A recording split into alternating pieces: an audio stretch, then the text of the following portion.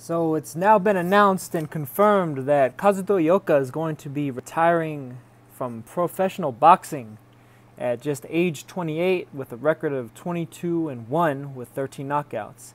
And this is really unfortunate, man. Like, yeah, I had recently made a video about Ioka talking about the fact that he was giving up his title, his WBA title. He was vacating it, and he had been having kind of familial issues and promotional issues. His family actually runs the promotion of his events. The managerial stuff and all that is run, by his father and his uncle Hiroki Ioka, who was a world champion back in the. I'm trying to think. I don't know if he was back in 1989, but I know the early 90s.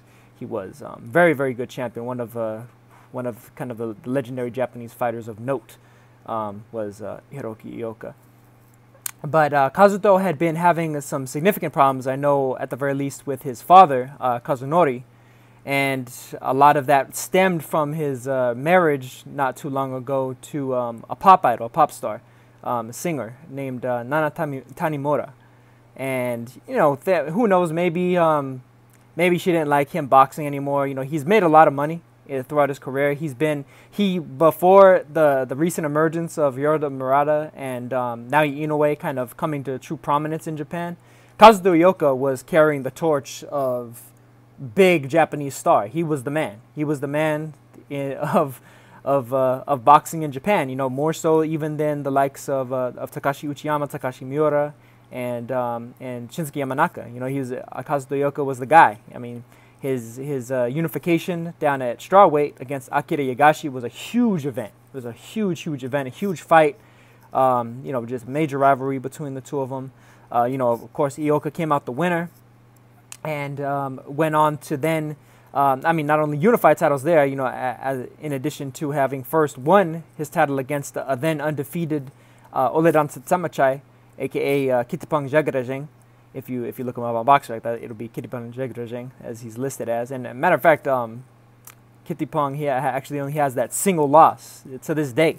He only has that single loss, and he's had like over 60 fights now.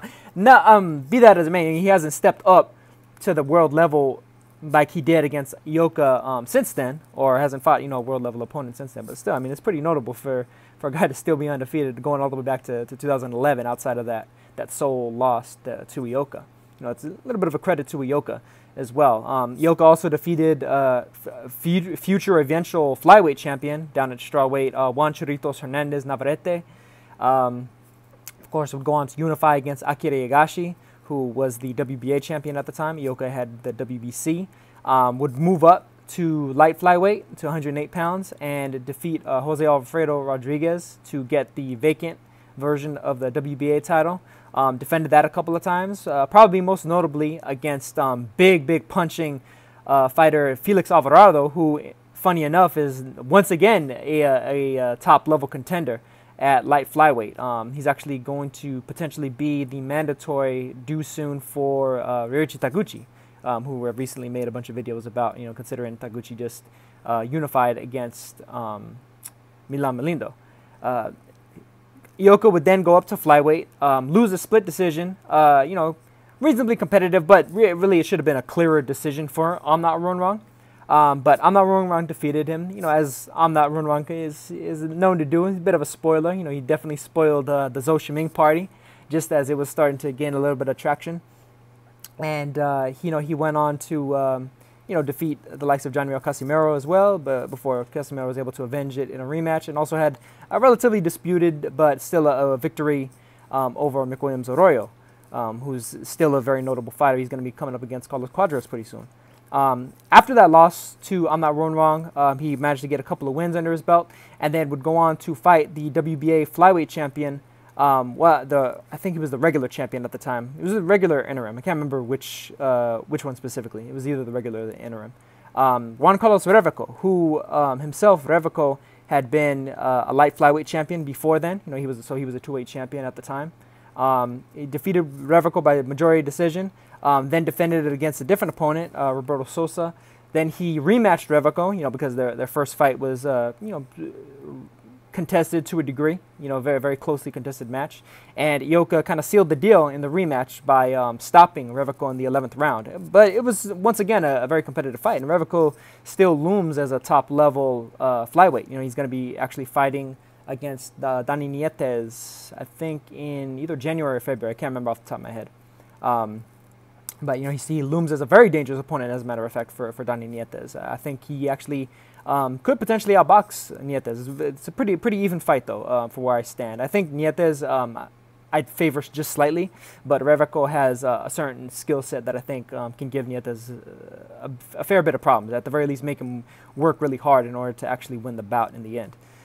He then went on to defend against guys like Kevin Lara and Yutana Kaensa, a.k.a. Stamp Kianawat, who, of course, I've covered on this channel before. I did think he got a bit of an iffy decision, a couple of iffy decisions against Gregorio Lebron. Lebron really should have won those to me. Kianawat actually dropped Ioka in that fight, but Ioka came back, storming back, in order to stop Kianawat in a really good fight in the 7th round.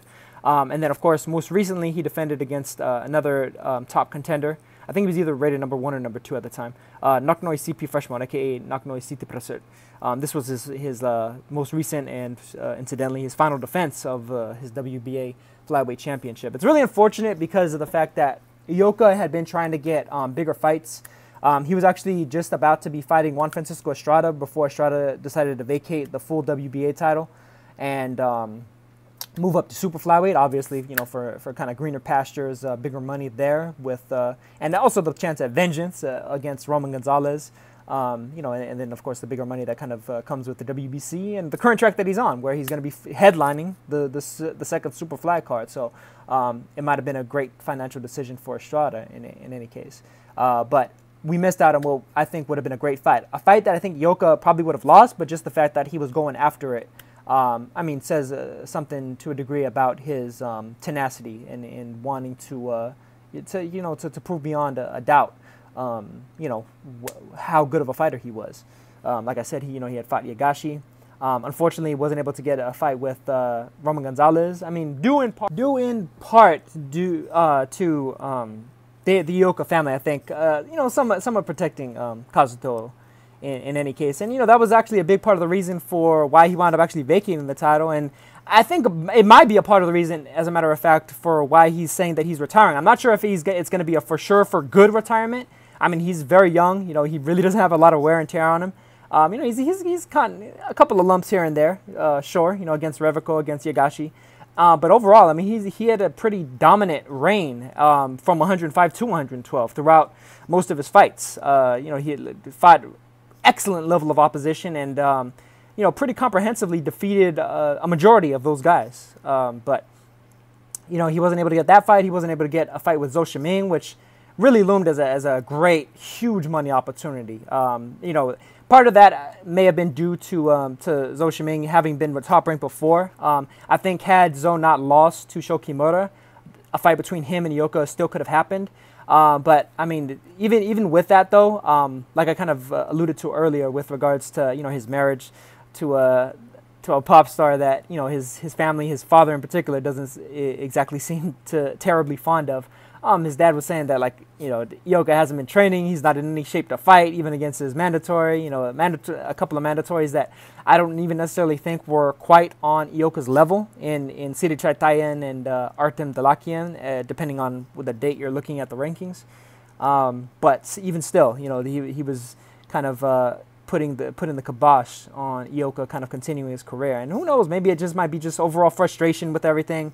And, Ioka, the millions that he's made throughout his career and the fact that he's married to a wife who, as far as I know, I'm not entirely sure about her financials, maybe a millionaire as well, maybe even has more money than he does. Maybe he just doesn't see it as worth it, why go to all this trouble and cause all this discord with my family and with my career, the people that are guiding my career, and why not just hang it up and just use boxing as an exercise as opposed to pursuing it as a full-time form of employment. He definitely had a great career, regardless of how you see it, and it's really just unfortunate though. Fights between him and if Roman Gonzalez had chosen to anytime soon moved it back down to flyweight, still would have been a fantastic fight between him and Ioka. A fight between him and Donny Nietes would have been an excellent fight. You know, 2 3-weight champions facing off against each other.